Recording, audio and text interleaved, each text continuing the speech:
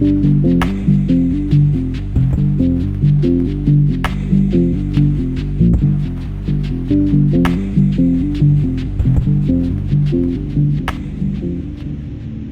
evening, my children of the chilling, my babies of the bewildering. Tonight's tale is one of a true legend, the great Freddie Mercury. And you could be a legend too. Just like and subscribe. That's it. Legend status. Now, let's get right into tonight's episode of The Dusk Dawn Intersect. The haunting visions of a rock legend. Freddie Mercury was a man of boundless energy and creativity, a showman who could command the stage like no other. But away from the dazzling lights and the roaring crowds, in the quiet moments of his life, he experienced something far more unsettling. Visions that blurred the line between reality and the supernatural. Were they the remnants of a brilliant mind overflowing with imagination? Or were they something darker, something that clung to him in the shadows, waiting for the right moment to reveal itself?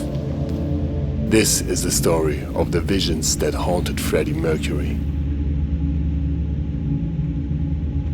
The beginning of the visions. Freddie was known for his larger-than-life persona, but those closest to him knew there was another side. A deeply introspective man who often spoke of strange experiences. It started subtly at first. He would wake up feeling as though someone had been watching him in his sleep.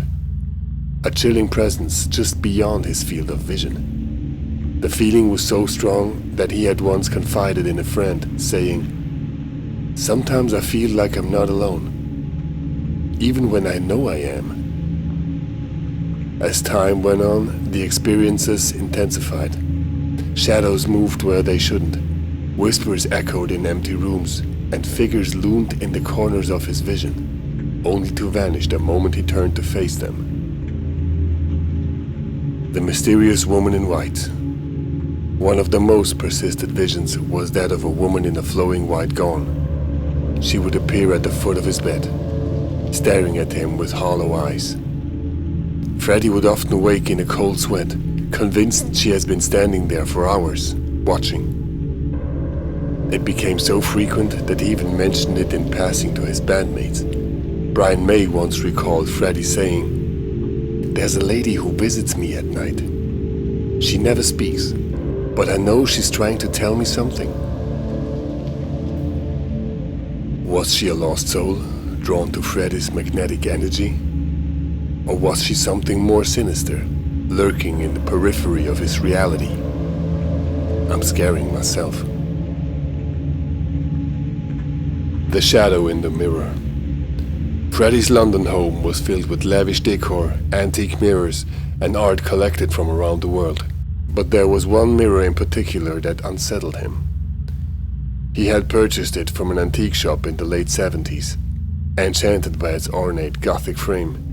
Yet, once placed in his home, he started seeing something strange within its reflection.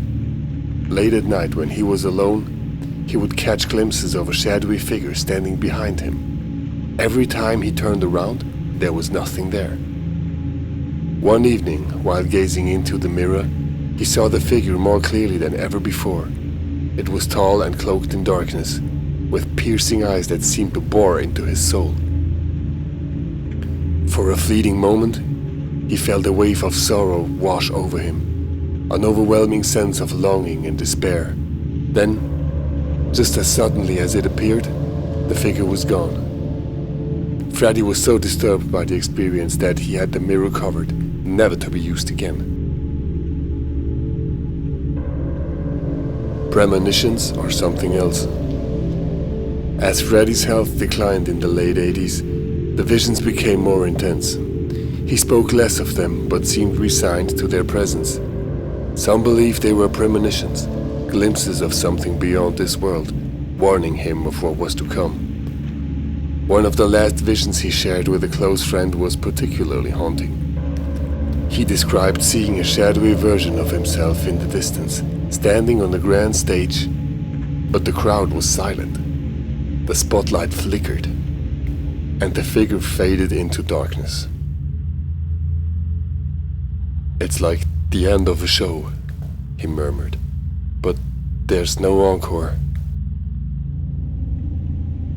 The final goodbye. In his last days, Freddie embraced his fate with grace and dignity. Whether his visions were the workings of an overactive imagination or messages from another realm, we may never know. But one thing is certain: his presence, his energy, and his music still linger, just like the spirits that once visited him in the night. Perhaps Freddie Mercury was always meant to exist between two worlds. One filled with music, passion and spectacle, and another, far more mysterious, where echoes of his voice still whisper in the dark. What do you think? Do you believe Freddie Mercury was experiencing something supernatural? Have you ever had similar visions or unexplained experiences? Let us know in the comments. And if you enjoyed this story, be sure to like and subscribe for more incredible and eerie true tales. See you next time on the Dusk Dawn Intersect. Good night.